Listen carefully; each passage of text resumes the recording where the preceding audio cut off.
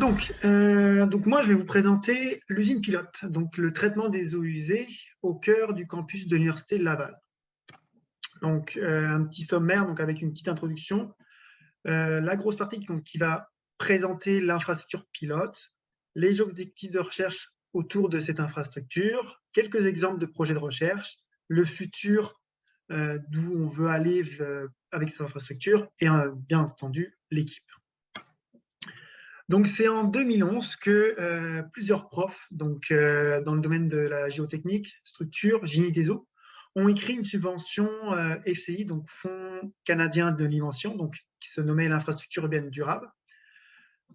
Cette subvention a accordé 18 millions de dollars. Donc, grâce à ces 18 millions de dollars, on a pu faire l'extension du pavillon Pouillotte, donc vous pouvez voir cette partie-là. On a pu acquérir des stations de mesure de la qualité de l'eau, donc pour l'équipe d'eau usée et de surface et pour l'équipe d'eau potable. Et avec 2 millions, grâce à Veolia aussi, qui a construit le pilote, en 2015, on a pu construire le pilote. Donc avec le pilote plus l'ensemble des instrumentations au Québec, de l'instrumentation dans le pilote. Donc, qu'est-ce qu'on a à l'intérieur de cette infrastructure? Donc, tout d'abord, en fait, on récolte de l'eau usée, la vraie eau usée, qui provient d'une résidence universitaire, plus de 2 garderies. De cette résidence universitaire, on arrive à une station de pompage où, en fait, on a des pompes qui vont permettre de disjecter la matière. Ces pompes-là permettent de remplacer des grilleurs comme on a dans des stations communes. De cette station de pompage, on arrive au cœur du pilote, donc avec un bassin de stockage qui permet d'homogénéiser l'eau usée, plus aussi, pendant les périodes creuses, d'avoir toujours de l'eau usée afin de nourrir nos boues activées. De ce bassin de stockage, on arrive à un premier pré-traitement, donc qui est un décanteur primaire, donc qui sépare juste la matière solide avec l'eau. Par la suite, on arrive au cœur du pilote, donc avec les réacteurs biologiques. Donc, on a 2 lignes de réacteurs biologiques, une nommée pilote et une nommée copilote, qui ont le même design, même instrumentation, afin de faire des comparaisons. Par exemple, un exemple simple, si on veut, par exemple, baisser la température dans un des réacteurs biologiques et laisser l'autre à une température normale, on peut faire la comparaison sur l'enlèvement, par exemple, de l'azote. Donc, au cœur de ces réacteurs biologiques, on a 2 bassins anoxiques et 3 bassins aérobiques. Donc, ce sont, en fait, le réacteur biologique, on a un processus de pré-dénitrification. Donc, on a la dénitrification qui est en premier et la nitrification qui est en secondaire. Donc, dans les bassins anoxiques, c'est la dénitrification et dans les bassins aérobiques, c'est la nitrification. Donc, la nitrification, c'est juste le passage de NH4 à NO3, donc nitrate. Et dans le bassin anoxique, c'est la dénitrification qui est le passage de nitrate à N2 gazeux. Donc, pour ce faire, comme on a une pré-dénitrification, on a une recirculation interne, donc du dernier bassin aérobique au premier bassin anoxique. Donc, de ces réacteurs biologiques, on arrive au décanteur secondaire qui va juste séparer les boues biologiques de l'eau traitée. L'excédent, donc l'eau traitée, les boues en excès du décanteur secondaire et les boues en excès du décanteur primaire sont rejetées dans le réseau d'égouts de la ville de Québec. Ce que je n'ai pas mentionné aussi, c'est que pour avoir toujours une constante de concentration en boues biologiques dans les réacteurs biologiques, on a une retiration des boues biologiques du décanteur secondaire au réacteur biologique. Donc, à quoi en vrai ressemble ce pilote? Donc, je vais vous faire une petite visite 3D.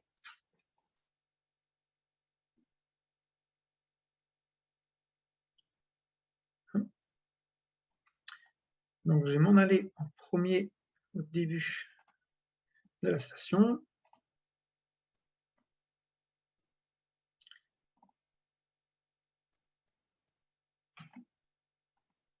Hop. Okay. Donc, ici, on a le bassin de stockage. Ici, le décanteur primaire. Donc, à chaque sortie de bassin, on a un bac de mesure. Donc, ici, on a des capteurs qui permettent de mesurer différents paramètres. Donc, l'ammonium, nitrate, la DCO, le pH, la conductivité. On va passer au réacteur biologique. Donc, les deux lignes de traitement. Donc, ici, on a le pilote. Et ici, on a le copilote. Donc, vous voyez, on a des lignes. Ici, on a un premier bassin anoxique, un deuxième bassin anoxique, premier bassin aérobique, deuxième bassin aérobique et dernier bassin aérobique. On a le décanteur, les deux décanteurs secondaires de chaque côté. Vous voyez, on a plein d'instrumentation. Donc ici, on peut mesurer la concentration en MES, l'oxygène dissous. En sortie, on peut mesurer les nitrates, l'ammonium. Donc, diverses instrumentations dans ce pilote. Donc, vous voyez une autre instrumentation. Oups, j'ai trompé. Une autre instrumentation ici, et ces deux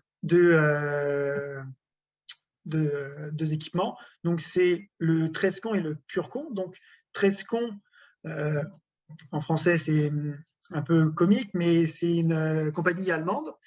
Donc, c'est qui permet de mesurer l'ammonium, les nitrites et les nitrates en direct, donc dans différents bassins ou même en sortie des décanteurs secondaires. Donc, pour ce faire, en fait, on met des pompes qui pompent l'échantillon.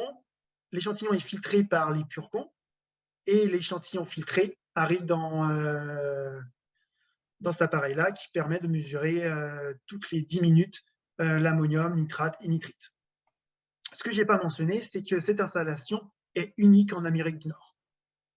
Donc, en termes de volume, là, juste un réacteur biologique, c'est 6 mètres cubes. Donc, si vous voulez par vous-même refaire la visite, vous pouvez, le lien 3D est sur le site Centro et j'ai mis un lien QR code à la fin de ma présentation. Donc, je vais revenir à ma présentation. Donc, pourquoi avoir construit un tel système? Donc, c'est pour toujours une meilleure compréhension des procédés. Donc, comme j'ai dit au début, je travaille pour le professeur Peter Van Langen. On fait beaucoup de modélisation. Donc, toujours essayer de trouver de nouvelles façons de concevoir les stars. Donc, les stars, ce sont des stations de récupération des ressources de l'eau et aussi de trouver de nouvelles façons d'opérer les stars. Comme j'ai mentionné aussi, on a plein d'instrumentations qui collectent différents paramètres. Donc, on fait du contrôle en temps réel des stars.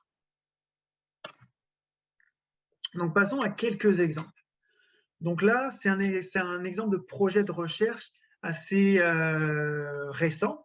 Donc, on a travaillé avec deux gros opérateurs américains qui sont DC Waller et HISD, qui opèrent de grosses stations de traitement des eaux usées aux États-Unis.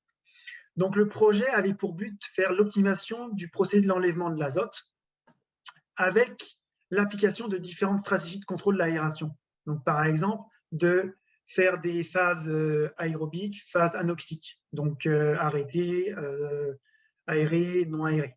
Donc, toujours dans le but de maximiser l'enlèvement de l'azote, mais aussi toujours dans le but de minimiser la consommation d'énergie et de ressources. Parce que comme on sait, la consommation d'oxygène pour une station, ça coûte vraiment beaucoup. Donc, pour ce faire, en fait, on avait aussi réduit le volume des bassins biologiques. On était passé de 6 mètres cubes à 4 mètres cubes.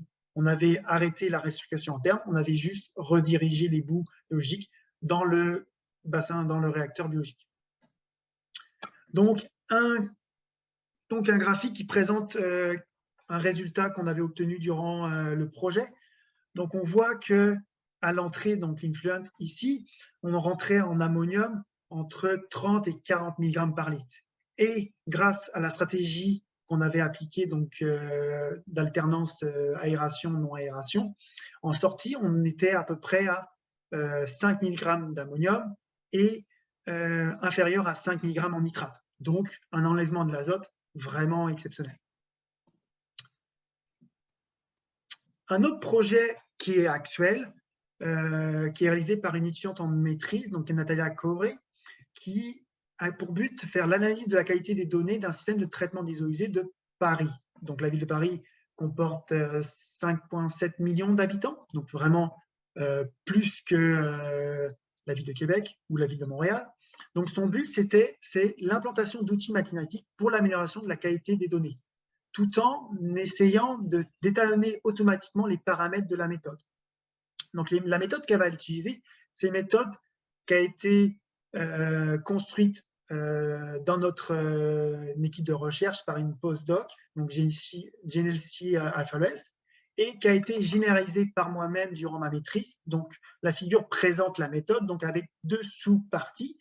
Donc une partie, on va filtrer des données, donc avec une détection des données aberrantes et un listage des données. Et une deuxième partie, où on va détecter les données, détecter les fautes, excusez-moi. Et on va obtenir des données traitées. Donc, pour ce faire, en fait, le traitement, c'est juste sur des séries temporelles. Donc, ça s'appelle du univarié. Il existe d'autres méthodes qui s'appellent du multivarié où on prend plusieurs séries de données. Donc, un exemple de données filtrées. Donc, on a détecté les données aberrantes. Donc, c'était des données d'ammonium, donc datant de janvier 2020, où on voit en fait début janvier où on a l'ammonium qui descend à 0. Donc, l'effet, c'était juste qu'on avait nettoyé le capteur. Donc, grâce à la méthode, ça a permis de détecter ces données aberrantes et aussi de filtrer le signal et donc d'en améliorer la qualité. Donc, le futur, notre vision future pour cette infrastructure. Donc, actuellement, on fait juste le suivi du traitement biologique de l'azote. Donc, dans le futur, on aimerait étudier le suivi du traitement biologique du phosphore. Aussi, implanter un digesteur, toujours dans le but de la récupération de la ressource, aussi la récupération du phosphore. On a une étudiante, Rania Swedi, qui avait fait son projet de maîtrise sur la récupération du phosphore sous forme de vivianite, donc avec l'électrocoagulation, sous la supervision donc, de Peter Brannigan et aussi de Patrick Droghi de l'INRS. Et enfin, un dernier point, c'est l'implantation pourquoi pas, d'un RBGS, donc réacteur biologique à garnissage en suspension, donc en anglais un MBBR, afin toujours dans le but d'augmenter la capacité de traitement, mais pas d'augmenter le volume de l'infrastructure. Enfin, je voulais dire aussi c'est que cette infrastructure a permis vraiment de former depuis 5 ans, depuis l'implantation de ce pilote-là, au moins 32 personnes. Donc, des étudiants en doctorat, des étudiants en maîtrise, des projets de recherche, des postdocs, mais aussi beaucoup de stagiaires qui viennent l'été étudier cette infrastructure unique en Amérique du Nord. Donc, je voudrais remercier déjà Veolia pour la construction de cette infrastructure, nos partenaires américains donc, avec qui on a fait un projet de recherche d'Istiwaller et IHRSD, et nos partenaires pour tout ce qui est l'instrumentation, donc AHAC, WCW, HAC et bien d'autres. Donc, si vous avez des questions, je serai ouvert à répondre. Je vous laisse le lien QR code pour, si vous voulez par vous-même refaire la visite du pilote, où vous pouvez trouver aussi toutes les infrastructures qu'on vous présente aujourd'hui sur le site Centro.